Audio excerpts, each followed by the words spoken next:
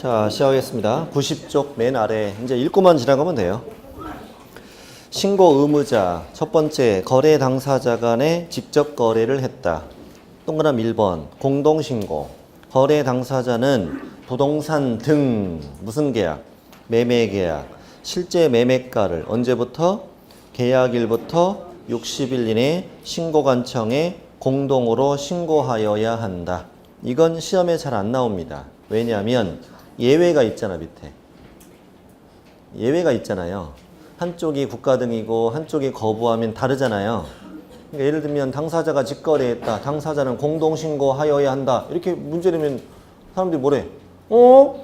항상 그런 거 아닌데? 이렇게 되잖아요. 그래서 문제 안 내, 이거를. 아쉽네. 2번. 당사자 중 일방이 누구다? 국가 또 지자체 또 대통령령이 정하는 자일 경우에는 누가 신고해라? 국가 등이 신고를 하여야 하고 다른 일방은 신고 의무가 없다. 그게 중요한 거예요. 오른쪽에 이제 대통령령이 정하는 자가 거기 밑줄 쳐보죠. 기억번 맨 끝에 공공기관, 그다음에 지방직영기업, 지방공사, 지방공단. 그래서 이걸 앞으로 이렇게 합니다. 국가, 공공기관, 지방. 시작. 국가, 공공기관, 지방. 걱정하지 마세요. 쓰라고 안 나와요. 국가, 공공기관, 지방일 땐 그 국가 등에 신고하세요. 이번에도 출제됐어요. 이번에 신설되자마자 바로 나왔어요. 바로 나왔고. 3번. 당사자 중 일방이 신고를 뭐 했네? 거부했으면 국토교통부령이 정하는 바에 따라서 단독으로 신고할 수 있습니다. 국토부령에 이제 단독으로 신고하는 구체적인 방법이 적혀 있을 거라는 거죠. 이 동그라미 3번도 이 문장을 그대로 냅니다. 그래서 방금 직거래일 때는 뭐는 시험에 안 나오고 공동신고는 시험에 안 나오고 2번과 3번을 주로 내는 거죠. 다음에 중개거래입니다. 개공이 무슨 법에 따라? 공인중개사법에 따라 이 말을 써주는 겁니다. 꼭. 왜냐하면 이제 법이 다르니까요. 공인중개사법에 따라 계약서를 썼습니다. 누가 신고하세요? 개공이 신고하세요. 그러면 공동중개했을 땐 공동신고해야죠. 근데 주의할 점 2번이에요. 당사자는 신고 의무가 없다. 이 말이 중요한 말이에요. 그러면 어떻게 시험을 내냐면 이어지는 문장 서로 읽어보세요. 어떻게 시험이 낸다고? 개공이 계약서 썼으면 개공과 당사자가 공동으로 신고해야 한다. 이러면 X. 이렇게 잘 내요. 왜? 헷갈리거든. 어디서 공동을 봤거든. 그럼 생각해 보세요. 직거래인데 개공이 혼자 신고한다고? 그럼 개공이 신고 안 할 이유 있어? 개공이 60일 안에 신고 안 할 이유 있냐고? 없지. 왜 대화를 갑자기 안 해요 또? 내가 신고 안 할 이유가 뭐 있어? 내가 계약했어? 내가 거짓 신고할 이유는? 미쳤어? 내가 왜? 그럼 여러분 생각해 보세요. 이것도 다 이해를 해야 되거든. 내가 신고를 안 했어. 내가 신고를 거짓을 했어. 그럼 내가 혼자 판단한 거예요? 쟤들이 시켜서 한 거예요? 쟤들이 시켜서 그런 거죠. 아니 이제 거짓 신고했어. 이제 거짓 신고했는데 들통이 나는 거네. 공무원이 빨리 오래. 갔지. 왜 거짓 신고했어? 내가 그날 참 기분이 울적해가지고요. 공무원이 아이 애들이 시켰겠지. 나 혼자 내가 그날 기분이 더러워서 그랬다니까요. 말이 됩니까 이게? 말이 안 되잖아. 그러니까 개공이 거짓 신고했다. 그러면 당사자가 시킨 거죠. 당사자가 시켰다라는 표현을 쓰지 않고 당사자가 뭐 한 경우? 요구한 경우. 그럼 당사자가 거짓 신고를 요구했다. 뭐라고요? 당사자가 거짓 신고를 요구했다. 개공이 거짓 신고했다. 오케이? 그럼 니네들은 500 과태료, 나는 5% 과태료. 이렇게 해요. 받게 되는 거예요. 셋 다 받는 거예요. 됐습니까? 나 혼자 거짓 신고했다는 건 말이 된다 안 된다? 안 되는 거라고요. 네. 자, 그래서 혼자서 신고하라 이렇게 준 거예요. 혼자 신고해도 걱정할 필요는 없으니까. 일부러 거짓 신고할 이유는 없으니까 혼자서. 그다음에 신고 절차. 양가로 1번 제목은 거래 당사자가 하는 부동산 거래 신고 절차. 좋아요? 1번은 뭐? 공동신고. 2번은 국가 등의 단도신고. 한쪽에 거부. 좋아요? 자, 그러면 공동신고할 땐 당연히 부동산 거래계약 신고서에 어떻게 공동으로 서명 또는 날인. 공동신고니까 공동으로 서명 또는 날인해서 제출해라. 여기 서명 밋은 없다고 그랬죠? 그럼 제출은 누가 가라고요? 아무나 가라고요. 아무나 가라고요. 보통은 누가 간다고요? 매수인이 간다고요. 그럼 매수인이 신고서를 이렇게 내는 거예요. 이렇게 냅니다. 내면서 공무원한테 제가 매수인이에요. 여기 써있는 매수인이에요. 그럼 공무원이 뭐라 그래? 신분증 보여달라고 해야지. 월급 보고 매수인지 알 수 없잖아요. 아, 신분증 놓고 왔는데 다시 갔다 와야 돼. 집에. 됐습니까? 네. 그래서 신고서를 내면서 뭘 보여줘라? 신분증을 보여줘야 됩니다. 그거 내버리면 안 됩니다. 그렇게 나오진 않아요. 미안해요. 자, 2번. 한쪽이 누구예요? 국가 등이에요. 국가 등이 신고서에 어떻게? 단독으로 서명 또는 날인해서 신고한청에 제출해라. 좋아요? 3번. 한쪽이 뭐 했어요? 거부했어요. 이땐 단독으로 부동산 거래 계약을 신고하는데 이땐 낼 것이 많아요. 첫 번째 낼 것은 부동산 거래 계약 신고서에 단독으로 서명 또는 날인. 좋아요? 그리고 다음의 서류를 첨부해서 제출해라. 다음의 서류가 뭐예요? 기업번, 뭐? 거래계약서 사본. 두 번째는 단독신고 사유서. 그렇지, 사유서 써야 되지. 사유서 뭐라고 써야 돼요? 매수인 저 인간이요. 아니, 자세히 써야 돼. 매수인 저 인간이요. 그 금액을 높여서 신고해달라고 저한테 그러는 거예요. 저는 학원 다니거든요. 저는 싫다고 그랬죠. 싫다고 그랬더니 저 인간이 복비를 내준대요. 그래서 저는 끝까지 싫다고 그랬어요. 됐습니까? 그랬더니 신고를 안 한대요. 썩을 놈이에요. 이렇게 사유서를 써내야 돼. 됐습니까? 자세히 사유서 써내야 돼. 사유서 써냈더니 공무원이 이제 읽어봐, 안 읽어봐? 읽어봐. 했더니 막 매수인 저 인간 뭐 썩을 놈. 이 누군지 알 수가 없네. 신고서에 한 사람만 써 있고. 그래서 뭘 제출해라? 계약서 사본. 계약서 사본이 중요하거든요. 계약서 사본을 제출해서 계약서에 매수인이 누군지를 확인한다는 거예요, 지금. 그러면 공무원은 이게 정말로 얘가 거부해서 단독 신고하는 것인지 사유서만 봐가지고는 믿을 수 없잖아요. 그래서 확인해야 돼, 안 해야 돼? 해야 돼요. 그래서 그 기업번 위에 써 있죠. 신고관청은 단독 신고 사유에 해당하는지 여부를 꼭 확인하라고 돼 있죠. 그래서 매수인에게 전화하는 거예요. 아니 이게 들어왔다고 사유서에 뭐 매수인 뭐 썩을 놈 막 써 있다고. 썩을 놈이 당신이냐고? 아니, 내 이름을 어떻게 알았니? 내가 성이 석씨고 이름이 을놈이라고. 응? 우리 누나는 을련인데 을련. 성은 붙이지 말고 그냥 을련입니다. 을련. 자, 미안해요. 자, 이렇게 해서 이제 거부한 게 드러났죠. 거부한 게 드러났으면 그자에게 뭘 부과하고 과태료 부과하고 저 단독 신고한 자에게 신고불증을 주는 겁니다. 자, 그러면 이걸 정리해 보면 뭐가 중요하냐면 자, 공동 신고할 때 신고서만 내라. 시작. 공동 신고할 때 신고서만 내라. 국가 등이 신고할 때도 뭐 신고서만 내라. 단독 신고할 때는 신고서 더하기 사유서 더하기 계약서 사본. 그럼 제가 문제 내볼게요. 공동 신고할 땐 신고서에 공동으로 서명 또는 날인하여 거래계약서를 첨부해 제출해야 한다. 이렇게 나온다고 조심해야 돼. 자, 됐어. 다시 신고서만 해봐요. 신고서 더하기 사유서 더하기 계약서 사본. 이렇게 공부하는 부분이라고. 좋아요? 신분증 다 보여주고.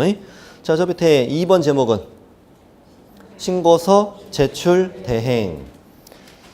여러분 읽기 편하게 참 써드린 거예요. 이거 문장을 다. 정말 얼마나 정리가 잘 돼 있어. 네.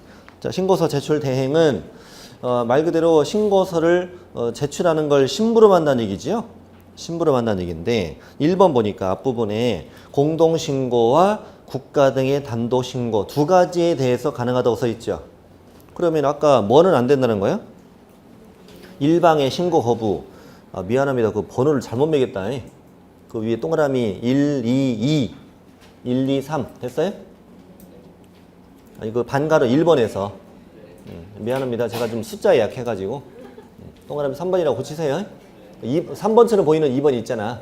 3번으로 고치면 돼요.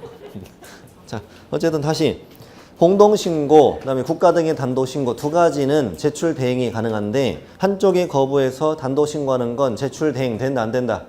안 된다는 걸 알아야 돼요. 이거. 다시 한쪽이 거부해서 단독신고하는 건 신고서 제출을 대행할 수 있다 없다? 없다. 잠깐만 보셔요. 이쪽으로 올게요. 자, 공동신고부터 해볼게요. 공동신고한다. 공동으로 서명 또는 날인. 좋아요? 공동으로 서명 또는 날인해서 매수인이 갖다 낸다고 해볼게요. 바빠요. 바빠서 네가 좀 대신 갖다 낼래? 라고 이자에게 뭘 해줬고? 위임을 했다고요. 그러면 B가 첫 번째 내야 될 건 뭘 내야 돼요? 공동으로 서명 또는 날인한 신고서 내야지. 자, 신고서 냈습니다. 신고서 냈고 을이 B한테 써준 뭐 내야셔야지? 위임장 내셔야지. 위임장에는 원래 인감증명서가 붙죠. 근데 다른 거 냅니다. 여기다가 다른 거 냅니다. 자, 이렇게 해서 이제 위임장과 뭐 내고 그런 다음에 위임장에는 이렇게 써 있죠. 매수인은 을인데 B에게 제출을 위임합니다. 이렇게 적혀 있기 때문에 B가 B인지를 알아야 하잖아요. 그러니까 B는 자신의 신분증을 보여주면 되죠. 이렇게 이루어지거든요. 그러면 뭐 국가 등의 신고도 마찬가지고 한쪽이 이제 거부해서 단독 신고한다면 갑이 갖다 내야 될 것이 첫 번째 단독 서명날이란 신고서 내야죠. 단독 서명날에 신고서 내고 그다음에 뭐 내고 사유서 내고 또 계약서 사본 이거 내라고 그랬죠. 이걸 내는데 이거를 네가 좀 대신 갖다 낼래? 이것도 못할 건 없잖아. 사실 따져보면 못할 게 뭐 있어. 네가 좀 대신 갖다 내. 이거 내고 위임장 내고 뭐 내고 또 신분증 보여주면 되잖아요. 그래서 이게 작년까지는 가능했어 이게. 그렇게 하기로 했다가 올해 뺀 거 이거를. 됐습니까? 올해는 안 된다. 네가 꼭 직접 오는 것만 된다. 왜? 대리인이 오니까 이렇게 내는데 공무원이 왜 이렇게 거짓 신고 있는 아니 왜 한쪽이 거부해 있는 거 좀 자세히 설명 좀 해보라고. 그랬더니 대리인이 뭐래? 몰라. 어떻게 알아? 아우 나 그냥 신고를 왔어요. 이 말이 안 되라 말이 안 통하더란 거야 이게. 그래서 야 네가 그냥 와 직접 이렇게 바뀐 거예요. 네. 그래서 공동신고와 뭐만 국가 등의 단독신고 두 가지만 제출을 당사자 위임 받은 사람은 신고서 제출을 대행할 수 있습니다. 그럼 2번 제출을 대행하는 사람 대리인은 뭘 보여주고 신분증을 보여주고 다음에 서류를 함께 제출하는데 다음에 것이 뭐냐? 괄호 빼고 갑니다. 신고서 제출을 위임한 거래 당사자의 거기 몇 줄? 자필 서명이 있는 위임장. 자필 서명이 있는 위임장. 그 다음에 니에는 위임한 거래 당사자의 신분증명서 사본. 여기까지. 이게 뭐냐면 원래 위임장에 인감 찍잖아요. 그리고 인감증명서 붙이잖아요. 보통 대리는 그렇게 하잖아요. 대리는. 근데 생각해보니까 인감증명서 떼려면 어디 가셔야 돼? 동사무소 다녀오셔야 되죠? 그러느니 그냥 시청 가서 내겠네. 아니에요? 어차피 인감대로 가야 돼. 동사무소. 그러느니 그냥 시청 갔다 오지 그냥. 그러니까 우리나라에는 앞으로 자필 서명 제도도 도입이 되고 이미 도입은 됐어요. 서명 제도로도 거의 다 가능하잖아요. 요즘에 꼭 인감 안 찍고도 거의 다 가능하거든요. 그러니까 우리부터 솔선수범하자. 그래서 위임장에 인감 찍고 인감증명서 내고 그러지 말고 위임한 저 매수인이 위임장 작성하고 여기다 자필로 뭐 하라고? 이름 쓰고 뒤에서 집에서 그 프린트 복사해가지고 그 신분증 프린트 해가지고 이걸로 사본 내로 가는 아니에요. 이렇게 하자 이거야. 됐습니까? 그래서 자필 서명 위임장 신분증 사본 시작. 자필 서명 위임장 신분증 사본 이렇게 내는 겁니다. 법인 인감을 찍은 위임장을 내는 건 당연하죠. 네. 자, 양거래 2번 갑니다. 별로 중요한 건 아니었어요. 양거래 2번은 부동산 거래 신고를 하고 싶은 누구? 개공은 신고서에 서명 또는 날인에 제출해라. 누가 서명 날인하라고? 개공만. 그럼 개공과 당사자가 공동 서명 날인 OX. X. 개공과 당사자가 공동을 하는 게 아니고 누구만? 개공만. 개공만 서명 또는 날인을 제출해라. 그리고 자신의 신분증은 보여주면 됩니다. 그 다음 동그라미 2번. 개공에 위임받은 누구만? 소공만 신고서 제출을 위임할 수 있다. 아니 신고서 제출을 대행할 수 있다고. 신부름 누구만 가능하다고요? 소공만 가능하대. 중개보조원은 안 된다는 걸 알아야 돼요. 이게 사실 중개보조원 보면 되게 기분 나빠요. 내가 뭐 증이 없다고. 아니 뭐 대단한 일이야? 심부름도 못해? 그럼 나 무시하는 거야? 기분 안 나빠요? 나쁘다고 해봐봐. 사람 내가 뭐 대단한 일 하냐고 지금. 그 심부름도 못 가냐고. 가고 싶은데. 안 돼. 커피 식어. 소공만 제출 대행할 수 있다. 중개보조는 안 되는 거 참 특이한 제도예요 이게. 그래서 중개거래일 때는 동물만 갈 수 있다. 누가 직접 가거나 개가 직접 가거나 누굴 보내거나 소를 보내. 미안해요. 여러분 개 될게요 소 될게요. 개가 낫지. 개가 낫지. 미안해요. 그래서 사람만 갈 수 있다. 개가 직접 가거나 아니 동물만. 소가 소를 대신 보내거나. 개가 소를 몰고 가도 되고. 자, 소공은 개공이 적어준 신고서를 내고 자신의 신분증을 보여주라고 돼 있죠. 여기선 특이한 게 위임장 X. 위임장 내 안 내? 안 내. 위임장을 왜 안 내냐면 그 소공은 고용신고된 자죠. 고용신고된 자죠. 그래서 소공의 신분증으로 컴퓨터로 조회해보면 사장님 이름도 떠야죠. 이렇게 확인하기 때문에 위임장은 굳이 낼 필요 없다. 귀찮잖아 그런 거 내려면. 그 다음에 양가로 3번 구축운영 이런 건 동그라미 1번은 지나가도 되고요. 동그라미 2번 하나 좀 읽어드릴게요. 거기 좀 긴 단어가 있어요. 부동산 거래계약 시스템이라고 있습니까? 부동산 거래계약 시스템. 칠판 잠깐만 보십시오. 여태 우리가 공부한 거는 뭘 공부했냐면 방문 제출을 공부한 거죠. 시청에 직접 방문해서 신고서를 내는 걸 공부하셨잖아요. 현실적으로 이 방법을 잘 이용하겠습니까? 다 요즘에 인터넷으로 하지. 그러니까 이제 일단 법조문은 그렇게 써야지. 인터넷으로 해. 끝! 이럴 수는 없잖아. 그렇기 때문에 이제 구체적으로 신고하는 방법을 쭉 적어놨어요. 이건 이제 방문 제출하는 방법인 거고, 현실적으로는 다 인터넷으로 합니다. 인터넷 신고하는 걸 이제 전자문서로 신고할 수 있다. 이건데, 이건 시험에 안 나와요. 전자문서로 할 수 있다는 거 말만 되고요. 그 시청, 시군구 홈페이지 있죠. 홈페이지에 접속해 보면 부동산 거래 신고라는 메뉴가 있어요. 오케이? 여기 이제 클릭을 딱 해. 하면은 로그인 하라고 나와요. 로그인은 이제 성명 쓰고 주민번호 입력하고 확인 누르면 공인인증서를 요구합니다. 공인인증서에 비밀번호 눌러 들어가면 이것이 뭘 제시한 거예요, 내가? 신분증을 제시한 거예요. 그런 다음에 로그인에 들어갈 때 네가 매도인인지 매수인인지 개공인지 선택을 하고 나와요. 그러면 이제 매도인이나 매수인 중에 선택에 들어가면 직거래인 거지. 직거래. 그리고 개공 선택하면 중개거래인 거고, 이렇게 선택에 들어가면 신고서가 뜹니다. 뜬 다음에 내용을 쭉 작성해요. 신고서 나중에 보실 거하고 똑같아요. 작성한 다음에 서명 날인 해야 되잖아.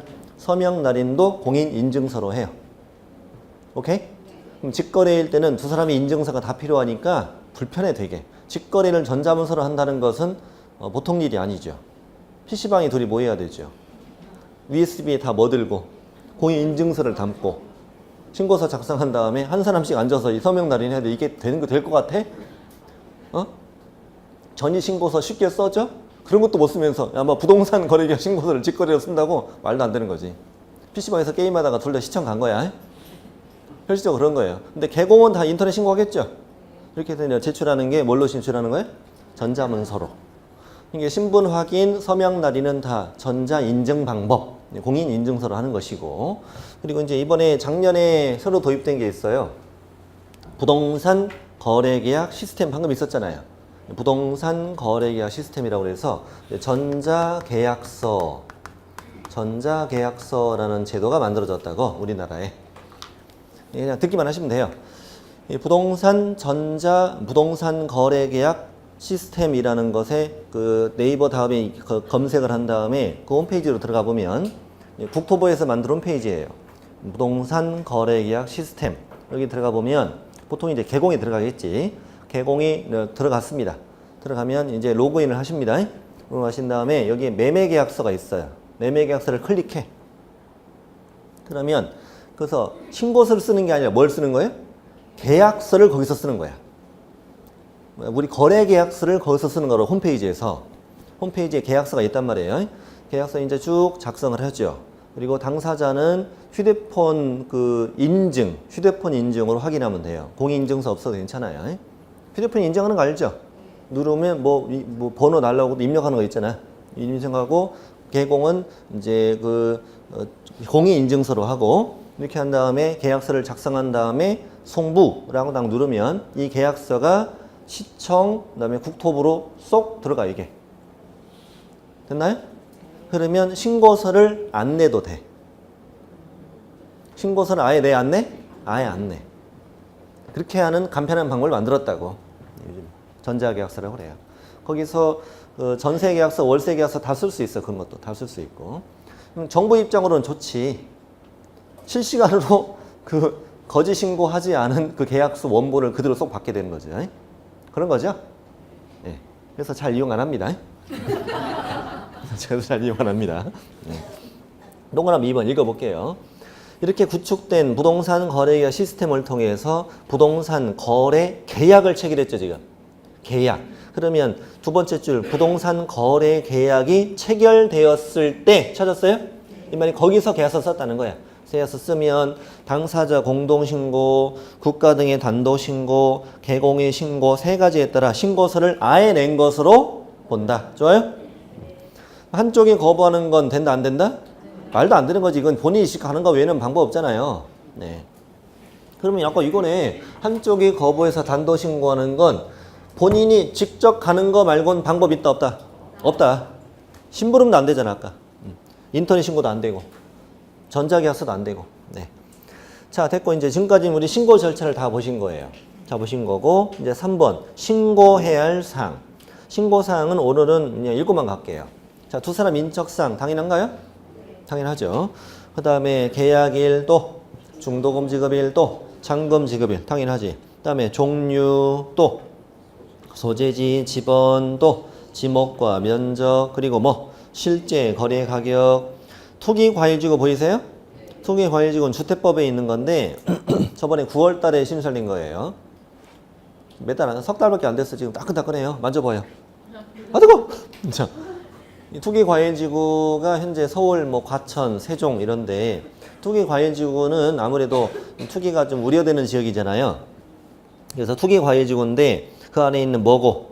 주택, 동그라미 쳐보고 주택이고 가격이 얼마 이상이면 3억 이상이면 아래 내용을 추가 신고해라. 근데 다만 일방이 매수인이 국가일 때는 제외한다고 돼 있네. 매수인이 국가인데 투기 한대 안 한대야? 안 하지. 자 오른쪽에 자금 조달 계획 찾았어요? 자금 조달 계획 이런 거 무시무시한 거예요. 사실은 자금 조달 계획은. 네. 자금 조달이 뭐예요? 예를 들어서 5억 주고 집 샀다고 그 5억을 어떻게 만드는가 다 밝히라는 얘기예요. 음해. 그 중에 예금은 얼마 그리고 얼마는 뭐 주식이나 채권을 팔아서 만들었고 얼마는 대출을 받았고 얼마는 엄마가 줬음. 증여세 폭탄 나가. 이런 식으로 투기를 뭐 하려고? 막으려고. 투기를 억제하려고. 남의 돈으로 집 사서 하는 거 있잖아요. 내가 실수의 목적도 아니고 이런 이제 투기할까봐 뭘 내시라고? 자금 조달 계획. 3억 이상 이거는요. 사실상 굉장히 규제가 강한 거죠. 여러분 투기과일지구에서 3억 안 되는 아파트가 있을라나? 있으면 자 소개 좀 해줘봐. 있겠어? 없지. 사실상 다 내란 얘기야 이거는. 6억 이상 이러면 좀 알아낸 거죠. 그런 거죠. 3억 이상이면 다 내란 얘기입니다. 그 다음에 니은 매수자 본인이 그 집에 직접 들어가 살 건지 여부도 다 써내야 돼요. 남이 사러 전세 내 목적이야. 그럼 이거는 투기 가능성이 높잖아요. 높잖아요. 자, 이거는 대한민국 전체에서 다 내는 것이다? 아니다. 어디서? 투기과열지구만. 그것도 뭐만? 주택만. 그것도 얼마 이상만? 3억 이상만. 정확하게 해야 돼요. 투기과열지구 또 주택 또 3억 이상. 이게 딱 들어가야 돼요. 이번에 안 나왔으니까 우리 시험에 나올 거예요 아마. 이거는 9월 달에 개정된 것도 시험에 들어가요. 들어가거든요. 끝까지 안테나 잘 세우고 끝까지 잘 가야 되는 거예요. 도중에 생긴 것도 많으니까. 6번 조건이랑 기한이 있으면 신고해라. 7번은 누가 계약서 썼다? 개공이 계약서 썼다면 개공이 인적사항과 또 사무소의 뭐 상호, 전화번호, 소재지 이런 것도 니은도 이번에 출제됐고요. 이번에 다 개정된 것들이에요. 개정된 것들이. 그런 것들을 굉장히 잘 냅니다 시험에. 자, 이런 걸 신고했다. 그리고 오늘은 신고서 작성 방법은 안 배울 겁니다. 신고서 작성 방법이 있고 이 신고서를 써냈더니 이제 뭐 해야 돼? 4번 검증해야지. 근데 검증하려면 검증 체계라는 걸 만들어야죠. 전국적인 실거래가 검증 체계가 만들어져 있어야 되죠. 그럼 당연히 이제 그 컴퓨터 프로그램을 만들어진 거죠. 이 부동산 검증 거래 가격 검증 체계는 국토부에서 만들어야 되죠. 그렇죠? 그래서 국토부 장관은 검증 체계 구축 운영해야 한다. 찾았나요? 누구나 국토부 홈페이지 가서 실거래 홈페이지 가서 실거래가 확인 다 할 수 있습니다. 아십니까? 이제 검색해 보세요. 국토교통부 실거래가 이렇게 검색하면 실거래 홈페이지 들어가요. 들어가서 여러분 살고 계시는 아파트 검색해 보세요.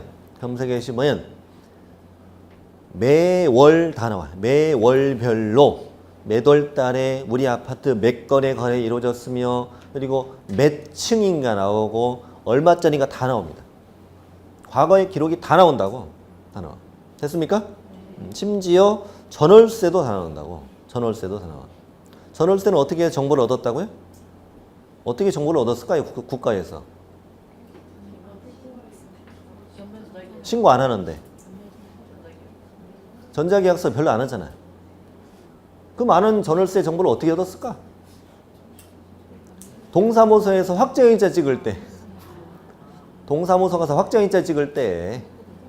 그래서 동사무소에서 컴퓨터에 기록하잖아요. 그거예요, 그거. 그렇게 해서 정보를 얻어요. 그렇죠.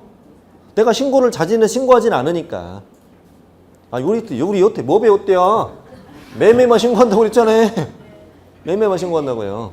그러니까 전세나 임대차 같은 거 어떻게 정보를 얻었겠냐 이거지. 확정일자 찍을 때 얻는다니까요. 자, 이렇게 해서 검증체계 구축 운영이라. 그럼 2번 신고관청은 신고받으면 그 검증체계로 적정성을 검증해야 되겠죠.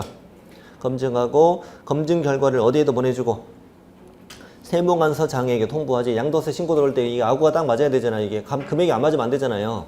그리고 통보받은 세무관서장은 국세지방세 과세처리 현행할 수 있다. 그다음 4번 신고관청은 내용을 확인하고 신고필증을 어떻게 발급해라?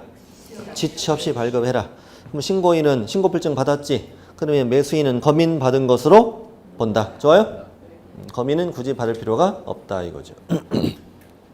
이렇게 절차 끝나는데 자, 양가로 2번은 뭐냐면 이렇게 검증하는 과정에서 보니까 아니 신고 들어오는 액수가 이 동네 평균치하고 너무 차이가 많이 난다. 그럴 수도 있어 없어요?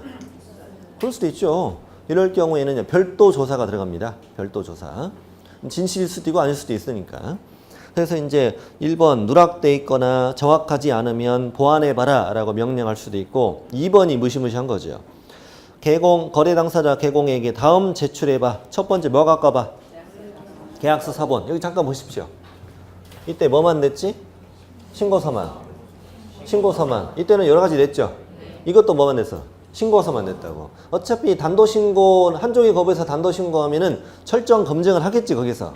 이거 빼고 나머지는 신고서만 내다 보니까 철저한 검증이 안 되잖아요, 처음에. 이게 이제 계약서 가까봐. 사본. 이럴 수 있다는 거고. 그 다음, 니은. 거래대금 지급을 증명할 수 있는, 뭐 갖고 그래? 입금표, 통장, 사본. 다음 페이지. 왜 안 외워도 돼요? 매수인이 매수 대금을 어떻게 만들었느냐 A, B, C로 다 증명해라. 그 다음에 니은은 매도인이 매수인으로부터 받은 대금을 예금을 다 안 했다고. 그럼 아구가 안 맞잖아요. 어디다 썼냐고. 나 백 쌌어. 뭐 이런 거 영수증 다 갖고 있어야 된다 보니까. 됐어요? 집 팔면 백 살라고 그랬잖아. 안 했어? 아니었군요. 자, 그렇습니다. 이렇게 해서 검증을 하기도 한다 이거지. 자, 이렇게 해서 거래 신고는 절차가 다 끝났습니다. 다 끝났고 5번 제목이 뭡니까? 해제 등 신고, 또 정정 신청, 또 변경 신고는 그 제목만 공부하고 내용은 공부 안 하겠습니다. 해제 신고라는 건 자, 부동산 거래 신고에서 방금 신고 불증을 받았는데 계약이 뭐 됐다고? 깨졌다고. 가서 해제 신고하라고. 원상 복귀했잖아 지금 이제. 그 다음에 정정 신청은 뭘까? 자, 이렇게 해서 우리는 방금 뭘 받았는데 신고 필증을 받았는데 사람인지라 신고서 쓰다가 실수로 잘못 쓸 수도 있나요? 그럴 수도 있잖아. 근데 공무원은 계약서 사본은 처음에 안 받았기 때문에 이게 계약서 내용을 신고서에 정말로 올바르게 잘 담았는지를 확인할 수는 없잖아요 지금. 근데 이 사람이 신고 필증을 받아보니까 아니 면적이 200인데 200제곱미터인데 내가 2000이라고 썼다 이럴 수도 있잖아 실수로. 그러면 현재 신고필증과 계약서가 일치돼야 안 돼? 일치가 안 되죠. 일치가 안 되면 나중에 등기를 안 해줍니다. 등기소에는 소유권 이전 등기 신청할 때 신고필증도 내야 되고 계약서도 내야 돼요. 등기관은 이걸 확인합니다. 확인하고 일치가 안 되면 등기 안 돼요. 그럼 그때서야 알 수도 있죠. 뒤늦게 알 수도 있잖아요. 그러면 빠꾸 당하죠. 빠꾸 당하면 이 신고필증을 직접 뭐해서 수정해요. 직접 수정합니다. 수정해서 직거래면 둘 다 사인. 개공이 중개했으면 누가? 개공이 사인. 해서 내면 새로운 뭘 준다. 신고필증을 주는 걸 뭐라고 한다? 정정신청이라고 해요. 이건 별도로 신고서는 있겠어 없겠어? 없겠지. 신고필증을 수정해내라고 그랬잖아요. 근데 문제는 저 밑에 박스 안에 들어있는 항목을 나중에 외워야 된다는 문제가 되는 거지. 아주 쉽게 외울 수 있어. 걱정하지 마요. 걱정하지 마요. 대충 보면 당연히 실수할 수 있는 것들이죠. 뭐 주소, 또 전화번호, 휴대전화번호, 개공도 전화번호, 상호, 사무소 소재지. 그럴 수 있잖아요. 거래 지분 비율도 있고 건축물의 종류, 지목과 지분과 면적, 대지권 이런 거 있잖아요. 예를 들면 성명 이런 거 있어 없어요? 성명 없어. 주민번호 이런 거 없잖아요. 그런 거 왜 안 될까? 상식적으로 접근하면 돼요. 가서 뭐라 그래? 아우 내가 이름을 잘못 썼어. 바꿔줘. 바꿨더니 우리 엄마야. 이럴 수 있어 없어요? 다른 사람 바꾸면 어떻게 하려고 그래? 에? 아, 그럴 수 있잖아요. 이게 갑자기 명의신탁하고 뭐 이럴 수도 있잖아요. 이럴 수 있기 때문에 중요한 인적사항 같은 건 해줘 안 해줘요? 안 해줘요. 자, 거기 가격 이런 거 있어 없어요? 가격 바꿔달라면 바꿔줘? 내가 실수로 공 하나 빼먹었다고? 그럼 이러면 되겠네. 거짓 신고한 게 들켰어. 그럼 가서 뭐라 그래? 아우 내가 술이 들켜가지고 내가 숫자를 잘못 썼어요. 그럼 이거 바꿔주면 나는 과태료 대한민국 한 명도 안 받겠네? 그럴 거 아니에요. 이런 것들은 해줘 안 해줘요? 안 해준다 이거예요. 이런 것들을 나중에 공부하게 된다고. 자, 오른쪽에 제목은 뭐예요? 변경신고. 그러니까 이거는 올바르게 신고를 잘 했는데 신고 필증까지 받은 후 계약 내용이 뭐 됐을 때 변경됐으면 계약서 새로 썼겠죠. 새로 쓴 계약서와 신고 필증은 일치하지 않잖아요. 이번에는 변경 신고서 제출 해봐요. 뭐라고요? 변경 신고서 제출. 그래서 새로운 신고 필증을 받는 것이다 이거지. 아까 정정 신청은 신고 필증을 수정해냈는데 이건 변경 신고서를 내서 새로운 신고 필증을 받는다. 자, 밑에는 위반 시 제재 보이죠? 과태료만 있어. 이 동네는 뭐만 있다고요? 과태료만 있습니다. 3천만 원 이하. 아까 입금표 통장사본 이런 거 있죠? 거래대금 지급증명 자료 이걸 갖고 냈는데 안 갖고 개겼다 이거지. 오, 3천만 원이야. 장난 아니네. 안 낼 수가 없네. 그 다음에 500만 원 이하는 첫 번째 뭐한 자? 신고하지 않았다. 며칠 안에? 60일 안에. 두 번째 개공한테 신고를 하지 않게 하거나 거짓 신고를 뭐 했다? 요구했다. 그 다음 세 번째는 거짓 신고를 조장, 방조 도와주었다. 그 다음에 거래대금 지급증명 자료, 입금표 통장 사본 말고 그 외의 자료를 제출하지 않았다고. 나중에 다 배우시게 됩니다. 그 다음에 이제 5% 이하. 5% 이하는 1번만 기억해보세요. 1번이 뭐라고 되어 있나요? 부동산 거래 신고를 거짓으로 한 자. 금액을 거짓 신고한 자를 제일 싫어하겠죠. 5%는 적은 금액이 아니에요. 5억만 해도 2,500이에요. 10억이면 5천이에요. 과태료가. 엄청난 금액이에요. 양그릇 4번은 올해 2017년에 신설된 제도인데 되게 재밌는 게 있습니다. 되게 재밌는 제도가 만들어졌고요. 자, 한번 잠깐 보시죠.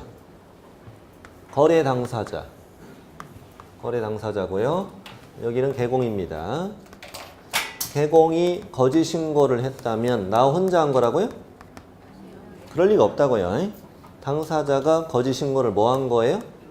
요구. 자, 거짓 신고를 요구한 자는 아까 얼마였죠? 500만 원 이하 과태료였죠. 그다음에 거짓 신고는 5% 이하의 과태료였죠. 그랬죠? 네. 대화 잘 되고 있죠, 우리? 네. 이렇게 신고했는데 거짓 신고했는데 아직 안 들킨 거예요, 지금. 정상적으로 신고가 잘 돼버렸어. 그래서 신고증 다 받는 순간 얼마나 가슴이 떨려. 다행히 안 들켰죠? 안 들켰어. 자료 제출 요구도 없었어. 그럼 이대로 잘 등기하고 끝나면 돼. 끝나면 되는데 매수인이 지금 아침에 일어나니까 내가 잠을 못 잤어. 보니까 하루도 잠 못 잔 거야. 왜? 걱정됐어. 잠 못 잔 거야. 이제 3일 동안 날 샜어. 그래서 이제 아침에 일어나서 뭐냐면 나 이러다 죽을지도 모를 것 같아. 도저히 난 이렇게 못 살 것 같아. 그래서 매수인이 벌떡 일어나서 어디 갔어? 시청에 가요. 시청에 가가지고 내 눈 빨개서 보이시냐고. 나 도저히 이대로 못 살겠다고. 우리 거짓 신고했어요. 이걸 자진 신고를 한다. 뭐라고 한다고? 자진 신고. 이 자진 신고하면은 너는 면제, 니네 둘이 독박. 이런 제도를 만들었다. 오케이? 아니 이게 굉장히 효과적입니다. 이 제도가. 굉장히 효과적입니다. 왜냐하면 저렇게 아까처럼 잠 못 자는 사람일 수도 있지만 조금만 사이가 틀어지잖아요. 그러면 배신 때립니다. 그렇죠? 사이가 좀만 안 좋아지면 배신 때린다고요. 내가 나 아무래도 이거 속은 것 같아 이거. 너무 비싸 이거. 나 이거 당했어 이거. 저번에 내가 미쳤지 내가. 나 혼자 가. 까발리는 거지. 되나요? 네. 왜냐면 이게 낮춰 신고했다면은요. 파는 사람은 양도세를 많이 내게 되죠. 결국에는. 아니 이게 거짓 신고가 이렇게 쉽게 되나? 여러 가지 진통이 있었겠지. 여기서는 낮춰 신고하면 내가 처음에 산 게 있는데 산 게 있으니까 아니다. 높여 신고하는 경우라면 높여 신고하는 경우라면은 파는 사람의 양도세를 많이 내게 되잖아요. 그리고 낮춰 신고하게 되면은 나중에 내가 팔 때도 많이 내게 되고 그렇잖아. 이런 걸 계산해서 실제 거짓 신고한다면은 이게 나중에 양도세 내는 거 이런 거 감안해가지고 어느 정도 부담도 해주고 이렇게 하지 다 이렇게 한단 말이에요. 이렇게 하지만 어느 한쪽에 또 마음이 틀어져가지고 자진 신고하고 이런 경우가 굉장히 많아요. 요즘에 사실은 굉장히 많습니다. 이렇게 하면 내용은 아직 읽어볼 필요 없고 이렇게 하면은 한 사람은 뭐 되고 면제되고 나머지는 뭐라고? 독박 쓴다고요. 네. 그래서 이제 그 파란색 글씨 보면은 조사 시작 전에 자진 신고한 자야. 그리고 다음에 요건을 모두 충족하면 면제인데 박스 보니까 단독으로 신고한 최초의 자만. 그러니까 셋 중에 가장 먼저 온 사람만. 이게 왜 그러냐면 둘이 같이 오면 어떻게 돼요? 아니, 그럼 이건 어떻게 생각하세요? 그러면 이제 거짓 신고했잖아요. 거짓 신고했는데 셋이 같이 와서 자진 신고했어. 그럼 어떻게 되지? 그러면은 아무도 과태료 안 받잖아. 그럼 이거는 이 제도가 말이 안 되는 제도가 되잖아요. 아니에요? 그렇게 생각하니까 그렇구나. 이렇게 하면 안 될 수밖에 없네. 그러면은 언제든 다시 정상으로 회복할 수 있다는 말이 되는데 말이 안 되는 거죠. 그렇죠? 그래서 가장 먼저 온 사람만. 그래서 이게 이 제도가 점점 발전하다 보니까 어떻게 되느냐?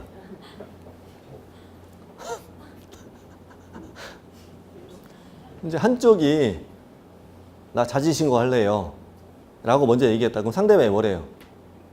야 그러지 마. 우리 다 죽어. 그러지 마. 좀 너 혼자 살게? 대화 지금 잘 되고 있나요? 자, 그래 더 쳐요. 그러면 이제 하지마 근데 할래 하지마 할래 하다가 안 되겠다. 그러면 얘 나 또 혼자 할 거잖아. 혼자 할 거니까 그러면은 이렇게 하자. 어차피 네가 자존심 가면 우리 둘 다 과태료고 너는 안 받잖아. 과태료 나눠내자. 그리고 한 사람만 갔다 오자. 심지어 이런 경우가 생긴다고. 처음부터 제대로 하라고요. 오케이? 나중에 골치 아파집니다 이거. 네. 처음부터 제대로 해야 돼 이게. 지금 어떤 상황이 대화 잘 됐나요? 네. 됐습니다. 제가 이제 유심히 그런 상담을 주로 받아요. 한 놈이 간다고 그랬다고. 네. 자, 아유 참. 이렇게 해서 이제 1장을 이렇게 마치고 1장을 마치고 2장은 이번엔 생략하기로 했고요. 자, 제목이 뭡니까? 외국인 등의 부동산 취득에 관한 특례 이런 제도가 있다고요. 외국인이 매매 빼고 아까 매매는 뭘 했으니까 부동산 거래 신고 했으니까 매매 말고도 저기 뭐 예를 들자면 98쪽 맨 밑에 뭐 교환이나 또 증여나 저 오른쪽 페이지는 양거러 2번 안에 뭐 상속이나 또 경매나 뭐 이런 것도 적혀 있죠. 보이나요? 이런 걸로 취득했을 때도 뭐 해라? 신고해라. 이거는 실거래가 신고가 아니고 이렇게 우리가 취득했습니다라고 신고해라. 그래서 외국인이 우리나라 안에 부동산의 소유권을 얼마나 가지고 있느냐라는 걸 우리는 알고 싶다. 이런 얘기입니다. 됐습니까? 그리고 외국인만 허가를 받는 땅도 있어요. 한 장 넘기시면 100쪽에 이거 누구만 허가받는 땅이에요? 외국인만 허가받는 땅이에요. 그 이유를 한번 생각해 보실래요? 1번이 무슨 구역이에요? 군사시설 보호구역이에요. 여러분 외국인이 군사시설 보호구역 땅을 사면 무슨 이상하지 않아요? 야, 너 거기 왜 사냐? 너 간첩이냐? 이상하잖아요. 특별히 외국인이 살 이유가 없는 땅들이에요. 여기는 투기가 우려되는 그런 지역이에요? 그런 지역이 아니고 특별히 외국인이 사면 안 되는 땅. 엄격하게 허가를 거쳐서 취득하게 하게 된 땅이다 이런 뜻이지. 그런 걸 말하는 거고. 자, 101쪽에서 지금부터 할 것은 내 외국인 따져 안 따져? 안 따지고 다 뭐 받아라. 전부 다 허가 받아야 하는 토지를 배우자는 거예요. 이건 뭐가 우려되어서? 투기가 우려되어서. 허가 받고 땅 사라 이거지. 이건 작년까지 어디서 배우신 거라고요? 공법. 네, 공법에 배우신 거니까 완전히 공법이에요. 여기도. 용어들도 다 공법이에요. 그러면 자 한번 적어볼게요. 제목이 토지, 거래, 허가, 구역 이렇게 돼 있어요. 그러면 여기는 뭐만 허가를 받는다? 토지만. 그러면 건물 허가 받아 안 받아? 안 받아. 이걸 알 수 있죠. 이렇게 생각하면 돼요. 건축물로 허가받는 제도는 우리나라에 없어. 우리 집 살 때 허가받는 거 있나? 그런 거 없어요. 토지만 허가가 있는 거예요 원래. 건축물 허가받는 건 없습니다. 그다음 모든 거래를 다 허가받는 건 아니야 여기도. 아까 부동산 거래 신고는 무슨 계약만? 매매 계약만.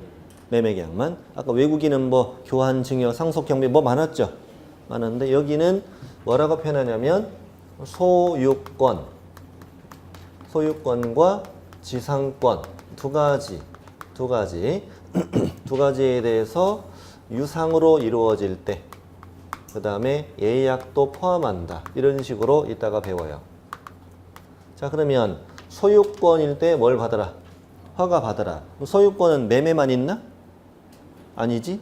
뭐 교환도 허가 받아 안 받아? 받아요. 교환으로 해도 투기할 수도 있는 거잖아요. 그럴 수 있기 때문에 교환도 뭘 받으라고요? 허가를 받으라고. 그럼 증여는 허가 받을까 안 받을까? 칠판에 들어있는 정보로 우리 풀 수 있어요. 증여 허가 받을까 안 받을까? 안 받아. 왜? 저기 유상이라고 써있잖아요. 여러분 증여로 투기해요? 증여로 어떻게 투기를 해? 말도 안 되는 거지. 됐나요? 네. 자, 그래서 다시 매매 또 교환 이거에 대해서 유상으로 이루어질 때. 자, 그럼 예약을 포함한다는 예약은 뭐냐? 가등기. 가등기. 그럼 예를 들어서 여러분 가등기일 때 허가를 뭐 이렇게 적으려고 그래. 다시 처음에 그냥 듣는 게 중요한 거예요. 이 책 나중에 안 볼 거잖아요. 자꾸 이렇게 쓰려고 그래. 책 곧 새로 받을 거면서 왜 그래. 자, 다음에 가등기도 허가를 받는 이유를 한번 생각해 보자는 거지. 자, A 땅인데 B가 이제 사고 싶은 거예요. 이게 투기 목적으로 사고 싶은 거예요. 근데 이제 가등기를 만약에 허가를 안 받는다면 둘이 소유권에 대해서 뭘 해놓겠어? 가등기를 설정하는 계약을 하겠지. 만약 허가를 안 받는다면 그리고 사실상 뒤로는 이미 매매가를 줬어 안 줬어? 이미 다 줬고 그다음에 가등기만 해놓고 나중에 허가구역의 지정이 다 해제되면 그때 소유권도 가져갈 거 아니에요. 그럼 사실상 이건 투기잖아 그러면. 그러니까 예약도 허가 받아야 돼 안 받아야 돼? 받아야지. 어? 가등기 할 때도 허가 받아야지 그러니까 당연히. 이미 돈을 줬는데 뭐. 그리고 지상권은 왜 허가를 받을까? 이거지. 지상권 배웠나요? 네. 다행이다. 건물, 지상권 최소 몇 년? 30년. 몇 년? 30년. 자, 그러면 A 땅인데 B가 뭘 한다? 지상권 설정 계약을 한다. 무한대로도 할 수 있어 없어? 있어. 무제한으로도 가는 게 거의 100년 하면 되지 뭐. 안 돼? 되지. 되잖아. 그러면 100년 하면 사실상 A 거야 B 거야? B 거지. 이게 무슨 A 거야 이게. 그렇죠? 이미 뒤로는 이미 뭘 줬고 매매가를 줬고 겉으로만 뭘로 꾸며서 지상권으로 꾸며서 나중에 허가구역 다 끝나면 소유권 넘기고 그러면 되잖아요. 됐잖아요? 그래서 뭐도 허가 받자? 지상권도 허가 받자. 이제 이 두 가지만 잘 기억하면 돼. 다시 소유권하고 뭐? 지상권하고 뭐로 이루어질 때? 유상. 그리고 가등기를 포함할 때. 이거에 대해서 허가를 받는데 허가는 계약 체결하기 전에 허가 받겠어? 계약 체결하기 이후에 허가 받겠어? 계약 체결 전에 허가를 받는 게 정상이죠. 근데 현실적으로는 이건 불가능한 일이랬죠? 저번에 한번 했나요? 계약 체결 전에 허가를 받는 게 현실적으로 가능하냐고. 자, 우리 둘이 매매할까? 우리 둘이 땅에 저한테 땅 살래 해봐요. 땅 살래? 내가 알았어 하는 순간 뭐가 돼버려? 계약이 돼버려. 그럼 난 이미 벌써 위반한 거잖아. 그럼 뭐라고 해야 돼? 땅 살래? 그러면 알았어 할 때 뭐라고 해야 돼? 그만! 너 말하면 안 돼. 네 뜻은 알겠어. 그래서 둘이 같이 가서 뭘 해야 돼? 저는 얘의 마음을 알아요. 그러면서 이제 허가 내주세요. 지금 개그에 지금? 말이 안 되잖아. 그럼 허가를 딱 받았어. 받은 다음에 드디어 너 알았어 해도 돼. 아니 그러니까 이게 문장으로 보면 계약 체결 전에 허가를 받아라. 그럴싸한데 현실적으로는 이 말이 안 되는 거라고. 아니에요? 말이 안 되는 거예요. 그러니까 법에는 계약 체결 전에 허가를 받아야 된다고 돼 있지만 실제로는 계약서 쓰고 안 쓰고? 쓰고. 계약서를 쓰고 허가를 신청해요. 그래도 처벌을 못 해요. 처벌 안 해요. 그렇게 안 하게 돼. 판례가 이미 나와 있는 거예요. 민법에서 유동적 무효 배웠나? 유동적 무효. 그래서 이렇게 계약서를 쓰고 뭘 신청하면? 허가를 신청하면 허가 받기 전까지는 계약은 뭐고? 무효고 허가를 받으면 소급해서 뭐가 된다? 유효가 된다. 확정적 유효가 된다고. 그래서 유동적 무효 이렇게 얘기하잖아요. 그래서 이것이 거기와도 관련된 거 얘기 알잖아. 됐어요? 그래서 계약 체결이 뭐? 전에 허가를 받아야 하는 뭘 배우자? 구역을 배우자고 드디어. 아유 힘드네. 그러면 이 허가 구역에 대해서 누가 지정할 것이냐? 지정권자 알아야 되겠지? 지정권자. 그 다음에 이 허가 구역은 어느 지역에 대해서? 대상 지역. 어느 지역에 대해서 허가 구역으로 지정할 것이냐? 자, 이 두 가지를 지금부터 배워야 되는 거잖아요. 네. 그럼 이제 시작합시다. 제목이 지정권자와 지정 대상 지역이라고 돼 있잖아요. 누구 또는 누가 지정한다? 국장 또는 시도지사가 몇 년 이내로? 5년 이내로 허가구역을 지정할 수 있다. 5년 이내 이건 반드시 외워야 됩니다. 5년입니까 항상? 5년 이내. 보통은 3년 정도 지정해요. 5년 이렇게 지정하면요. 다음에 그 인간 지자체 선거에서 안 뽑아줘요. 그러겠죠? 감히 내 땅을 5년씩 지정해? 너 죽었어. 너 다음에 너 도지사 되나 봐봐 너. 자, 그렇습니다. 그래서 국장터는 시도지사가 지정하는데 5년 이내, 3년, 보통 3년 하고 3년이 다 돼가는데 아직도 투기 광풍이 분다. 그럼 이제 연장, 재지정, 오케이? 이렇게 해서 연장할 수도 있고, 근데 3년이 안 됐는데 투기 바람이 사라졌다. 그럼 축소 지정, 또 해제 이런 게 가능합니다. 면적을 축소하는 것도 가능하고 아예 해제하는 것도 가능하고. 5년 이내 기간 중에 허가구역 지정할 수 있는데 박스 안에 가보면 1번 허가구역이 둘 이상 시도에 걸쳐 있으면 누가? 국장이 지정한다. 동일한 시도 안의 일부 지역이면 시도지사. 자, 이건 뭐 어려운 건 아니에요. 잠깐 보실까요? 마침 우리 동네가 이게 공부하기 좋아요. 우리 동네 공부하기 좋아요. 여기가 평택, 여기는 안성, 여기는 충남 아산, 충남 천안 이렇게 돼 있잖아요. 우리 동네가 마침. 여기는 경기도고 여기는 어디고? 충남이고 이렇게 돼 있어요. 자, 여기는 경기도, 여기는 충청남도. 자, 그러면 질문 드릴게요. 평택만 지정한다. 누구? 시도지사. 경기도지사지. 그럼 평택과 안성이 걸쳐 있으면 도지사. 동일한 시도 안의 일부 지역이잖아. 예. 자, 천안만 지정한다. 충남도지사. 천안, 안산 걸쳐 있으면 역시 충남도지사. 그러면 국장이 할 때는 어떻게 한다고요? 이렇게 걸칠 때, 2개 이상 시도에 걸칠 때, 오케이? 이때만 국장이라고. 2개 이상 시도에 걸칠 때. 합리적이죠? 합리적이에요.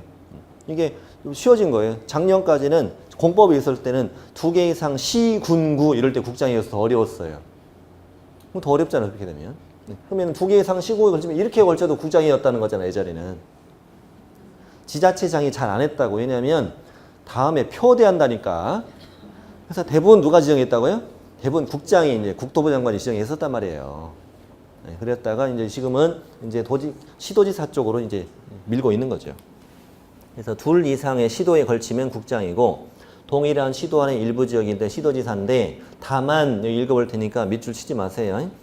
국가가 시행하는 개발사업 등에 따라 투기적인 거래가 성행하거나 지가가 급격히 상승하는 지역과 그러한 우려가 있는 지역 등 대통령령으로 정하는 다음의 경우에는 국장이 지정할 수도 있다. 이게 무슨 말이냐면 동일한 시도 안의 일부 지역일 땐 누가 지정하는데 시도지사가 지정하는데 예외적으로 그 경우에도 누가 지정할 수도 있다. 국장이 지정할 수 있는 경우도 있다. 그래서 밑에 아예 제목을 써드렸죠. 뭐라고 써 있어요? 동일한 시도 안의 일부 지역이더라도 국장이 지정하는 경우. 그때는 아래 두 가지를 모두 충족, 하나 충족. 모두 충족해야 돼. 하나만 충족하면 안 되고 아래 1, 2를 모두 충족해야 된다고. 이런 거 시험에 잘 낼 것 같아? 안 낼 것 같아? 잘 안 내지. 너무 길잖아. 이걸 다 써줘야 되잖아. 이걸 다, 한 지문에 이걸 어떻게 다 써줘? 제가 한번 내볼게요. 한 지문으로.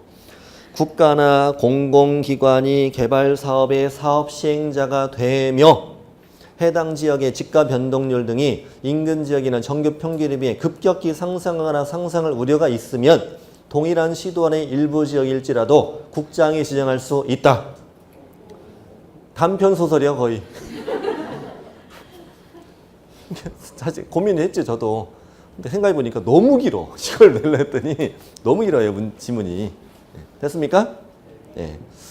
어쨌거나 저 위에 있는 거 1번을 주로 내겠지. 1번을. 왜냐면 2번은 예외가 있으니까. 그렇습니까? 아직도 개념을 못 잡네. 자, 1번은 예외 있어 없어요? 예외 없이 둘 이상 시도에 걸치면 무조건 누구? 무조건 국장이고 동일한 시도 안의 일부 지역일 때는 원칙은 시도지사, 예외는 국장이니까 1번을 시험에 내야지. 2번 내지 말고. 예외적으로 국장일 수도 있다. 자, 이제 박스 밑으로 갑니다. 자, 이번엔 대상 지역입니다. 어떤 지역에 대해서 허가구역으로 지정할 것이냐. 자, 투기적인 거래가 뭐? 성행하거나 투기적인 거래가 성행하거나 또 지가가 급격히 상승하거나 뭐가 있는 우려가 있는 지역. 우려가 있는 지역으로서 다음에 정하는 지역이라고 되어 있어요. 이게 다음에 정하는 지역이 1, 2, 3, 4 네 가지가 되어 있는 거예요. 이게 잠깐만 칠판 보세요. 이게 대상 지역은 투기적 거래가 성행하거나 지가가 급격히 상승하거나 하는 우려가 있는 지역으로서 더하기 1 또는 더하기 2 또는 더하기 3 또는 더하기 4 이 말이라고. 이거 더하기 이거 더하기 이거 더하기 이거 더하기 이런 뜻이에요 이게. 됐나요? 네. 첫 번째는요. 여러분 공법 시간에 배우셨던 여러 가지 계획들이 써 있네. 광역 도시계획 또 도시군 기본계획 또 도시군 관리계획 등 핵심 읽어보세요. 토지 이용 계획이 새로이 수립되거나 변경되는 지역이면 핵심 단어는 뭐예요? 계획이지 계획. 토지 이용의 계획이 새로이 수립되거나 변경되는 지역이다. 거기 광역도시계획, 도시군 개원계획, 도시군 관리계획에 대해서는 질문 받지 않습니다. 저 몰라요? 몰라요? 나 공부한 지 15년 됐어요? 모르니까 절대 질문을 받지 않습니다. 네. 자, 계획이 새로이 수립되는 변경되는 지역이다. 자, 문제 한번 내볼까요? 문제 한번 내볼게요. 시험에 나왔던 지문이에요. 도시군 관리계획 등 토지 이용 계획이 새로이 수립되거나 변경되는 지역은 투기적 거래나 지가의 급격한 상승이 없을지라도 허가구역으로 지정할 수 있다. X라고. 이거 더하기 이거라고. 됐나요? 이러면서 이래야 되는 거야. 네. 자, 두 번째는요. 법의 어떤 제정, 개정, 폐지로 인한 고시공고로 인해서 행위 제한이 뭐 되는 지역? 완화, 해제. 토지 이용에 대한 계획이 완화되거나 해제되는 지역이다. 완화, 해제되니까 투기가 생기는 거 아닙니까? 네. 그러면 행위 제한이 강화되는 지역, OX. 이렇게 나올 때가 있습니다. 여러분, 행위 제한이 강화되는 지역에 땅 사요? 왜 사? 찬바람 부는데. 거기 왜 사? 자, 세 번째. 이미 개발이 뭐? 이미 개발이 진행 중인 지역이면 우리 땅 사러 가면 늦었죠. 예. 개발이 뭐 되는 지역? 예정되는 지역. 심지어 어디까지? 인근 지역까지. 인근 지역 잘 아셔야 돼. 개발이 예정돼 있는 지역은 당연한 거죠. 거기다 어디까지? 인근 지역까지. 자, 네 번째는 국장이나 시도지사가 투기 우려 있다고 뭐 하는 지역? 인정이란 단어. 인정. 투기 우려 있다고 인정하는 지역.